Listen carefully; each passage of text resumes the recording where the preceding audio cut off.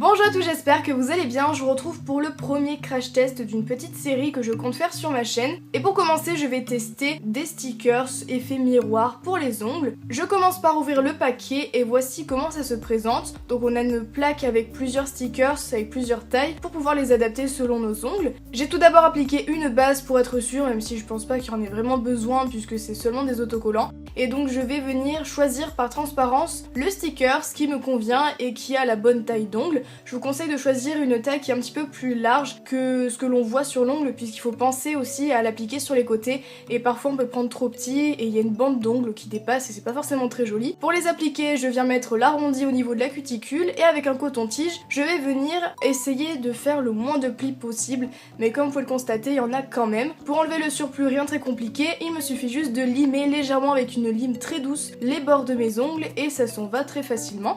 A chaque fois je vais choisir la bonne taille qui convient et le mieux c'est de se souvenir de quel sticker j'ai choisi pour tel ongle afin de faire l'autre main tout simplement.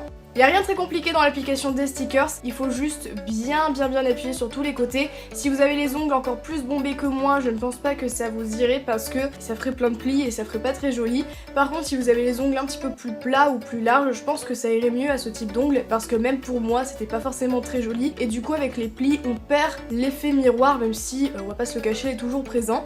Je reproduis exactement les mêmes étapes à chaque fois en choisissant la bonne taille et voilà, il n'y a rien de très compliqué. L'avantage c'est qu'on peut faire facilement son autre main. Alors bien sûr c'est pas discret du tout, hein, on va pas se le cacher, mais vous pouvez toujours le faire en accent nail ou juste pour agrémenter un nail art. Moi je voulais vraiment essayer de faire toute la main parce que je trouvais ça très joli. Et vous voyez, il y a mon petit doigt qui est vraiment plus plat que les autres et ça faisait moins de plis, donc après ça dépendra vraiment de la taille, de la forme, de vos ongles, voilà, ça dépendra de tout ça. Mais en tout cas, autant vous dire qu'il y a quand même des plis et c'est pas forcément très joli et ça commençait déjà à se décoller. Du coup j'ai décidé tout simplement de venir prendre une petite paire de ciseaux et je viens découper les endroits où il y a les plis pour pouvoir faire passer un morceau du stickers par-dessous l'autre afin d'avoir le moins de plis possible. J'appuie à chaque fois avec mon ongle pour vraiment aplatir un maximum le stickers. Le problème c'est qu'il est assez rigide et du coup c'est pas forcément très pratique, on peut pas le rendre plus élastique pour étirer le tout alors qu'il y a certains stickers comme ceux de chez Kiko, je me souviens,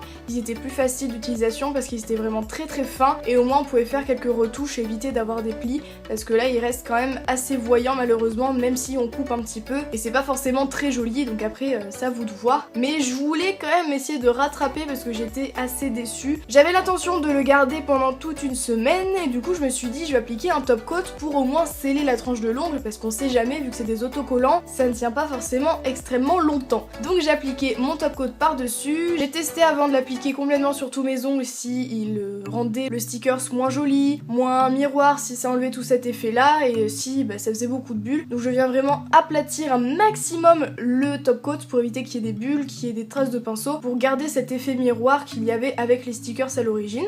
Et malheureusement, je me suis lavé les mains, j'ai fait ma vie et ça commençait déjà à se retirer. Donc après, si on l'applique sur de semi-permanents, qu'on rajoute un top coat semi-permanent par-dessus, peut-être que ça pourrait tenir beaucoup plus longtemps. Mais en tout cas, c'est pas quelque chose que je vous conseille si vous souhaitez garder longtemps la manucure parce qu'au final, ça tient pas vraiment longtemps. Donc si c'est occasionnel, je peux vous le conseiller, ça peut être toujours sympa. Mais en tout cas, j'étais un petit peu déçue parce qu'il y avait des plis et la tenue n'est pas top du tout. En tout cas, j'espère que ce premier crash test vous a plu. Si vous avez des questions, n'hésitez pas à me les poser dans les commentaires. Si vous avez des produits à me proposer, on sait jamais, peut-être qu'un jour je les testerai. En tout cas, je vous retrouve très bientôt dans une nouvelle vidéo et je vous fais plein de gros bisous.